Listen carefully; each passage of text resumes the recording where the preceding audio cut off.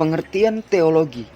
Teologi secara etimologi berasal dari bahasa Yunani, yaitu deologia, yang terdiri dari kata deos, artinya Tuhan, dan logos, yang berarti ilmu. Jadi, teologi memiliki arti ilmu tentang Tuhan.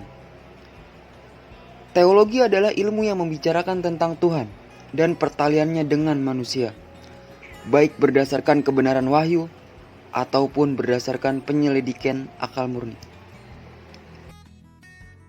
Teologi sebagaimana diketahui membahas ajaran dasar dari suatu agama. Setiap orang menyelami seluk-beluk agamanya secara mendalam. Perlu mempelajari teologi yang terdapat dalam agama yang dianutnya. Mempelajari teologi akan memberi seseorang keyakinan yang berdasarkan kepada landasan yang kuat, yang tidak mudah diombang-ambingkan oleh peredaran zaman. Persoalan prinsip yang dibahas dalam ilmu teologi adalah: 1. Esensi Tuhan itu sendiri dengan segenap sifat-sifatnya. 2. Manusia dan seluruh alam, serta hubungannya dengan Tuhan. 3. Hubungan yang mempertalikan antara Tuhan sebagaimana pencipta dengan alam sebagaimana ciptaannya, melalui utusan-utusan atau ajaran-ajaran tertentu. Teologi Islam berdasar pada rumusan pengertian tentang teologi dan Islam, maka teologi Islam adalah ilmu yang secara sistematis membicarakan tentang persoalan ketuhanan dan alam semesta menurut perspektif Islam yang harus diimani, dan hal-hal lain yang terkait dengan ajaran Islam yang harus diamalkan. Guru mendapatkan keselamatan hidup, dunia, dan akhirat. Islam dalam bahasan teologi Islam adalah agama yang menuntut sikap ketundukan dengan adanya penyerahan dan sikap pasrah disertai sifat batin yang tulus. Sehingga intisari yang terkandung dalam Islam ada 2, yaitu pertama berserah diri, menundukkan diri atau taat sepenuh hati. Teologi Islam. Di kalangan umat Islam, istilah teologi tidak begitu populer. Hal itu karena umat Islam mempunyai istilah sendiri dalam hal ilmu ketuhanan, yaitu ilmu kalam. Selain nama ilmu kalam, umat Islam juga mengenal istilah-istilah lain yang bermakna sama dengan istilah tersebut, seperti ilmu tauhid, ilmu usuluddin, ilmu aqaid atau akidah, ilmu nazar wal istidlah, ilmu fikih akbar, dan sebagainya. Ruang lingkup studi teologi Islam. 1. Hal-hal yang berhubungan dengan Allah Subhanahu wa Ta'ala yang sering disebut dengan istilah mabda. 2. Hal yang berhubungan dengan utusan Allah sebagai perantara antara manusia dan Allah atau disebut pula wasilah meliputi malaikat, nabi atau rasul, dan kitab-kitab suci. 3. Hal-hal yang berhubungan dengan sam'iyat atau sesuatu yang diperoleh melalui lewat sumber yang meyakinkan, yakni Al-Quran dan Hadis. Sumber-sumber pembahasan ideologi Islam. 1. Sumber ideal.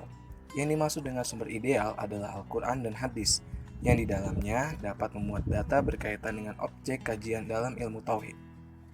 2. Sumber historik.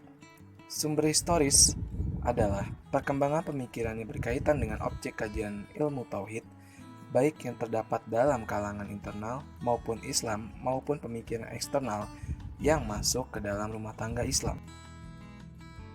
Sejarah perkembangan teologi Islam. Pada masa Nabi Muhammad SAW dan para khulafaur rasyidin, umat Islam bersatu. Mereka satu akidah, satu syariah, dan satu akhlakul karimah. Kalau mereka ada perselisihan pendapat, dapat diatasi dengan wahyu dan tidak ada perselisihan lagi di antara mereka. Awal mula adanya perselisihan dipicu oleh Abdullah bin Saba, yaitu seorang Yahudi, pada pemerintahan Khalifah Utsman bin Affan dan berlanjut pada masa Khalifah Ali. Menurut Hasan Nasution, kemunculan persoalan ilmu kalam dipicu oleh persoalan politik yang menyayangkan peristiwa pembunuhan Utsman bin Affan yang berujung pada penolakan Muawiyah terhadap kekhalifahan Ali bin Abi Thalib. Ketegangan ini mengakibatkan timbulnya perang Siffin yang berakhir dengan keputusan tahkim. Pengertian tahkim sendiri yaitu menunjuk seorang yang dianggap memiliki kemampuan dan sifat adil dan bijaksana dalam menyelesaikan sengketa yang dihadapi oleh 2 orang atau lebih.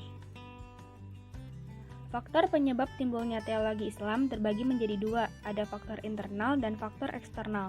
Faktor internal yaitu faktor yang muncul dari dalam umat Islam sendiri yang dikarenakan adanya pemahaman dalam Islam yang berbeda, adanya pemahaman ayat Al-Quran yang berbeda, adanya penyerapan tentang hadis yang berbeda, adanya kepentingan politik, dan adanya perbedaan dalam kebudayaan.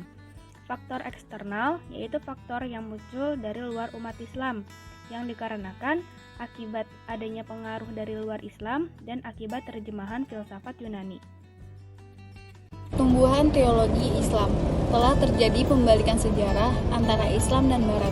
Di era pertengahan ini, Islam mengalami era kegelapan, the darkness age. Oleh karena itu, hampir semua literatur Islam dibawa oleh para penjajah dan sebagian yang lain telah mereka bakar. Di era pertengahan ini dibagi dua periode. Periode pertama, fase kemunduran pada tahun 1250 sampai 1500. Pada fase ini, Islam mengalami eskalasi atau konflik antara Sunni dan Syiah. Periode kedua, fase 3 kerajaan besar yang dimulai dengan zaman kemajuan dan zaman kemunduran. 3 kerajaan besar itu adalah kerajaan Turki, kerajaan Safawi, dan kerajaan Mughal. Di masa kemajuan ini, kerajaan mempunyai keunggulan masing-masing, khususnya di bidang literatur dan arsitektur. Namun di era pertengahan ini, umat Islam terhadap ilmu pengetahuan masih merosot tajam. Ciri-ciri teologi yang mengalami pertumbuhan antara lain kedudukan akal rendah, tidak bebasan dalam kemauan dan perbuatan, kebebasan berpikir yang diikat oleh banyak dogma, ketidakpercayaan pada sunnatullah, terikat pada arti literal Al-Quran hadis, dan terakhir statis dalam sikap dan berpikir.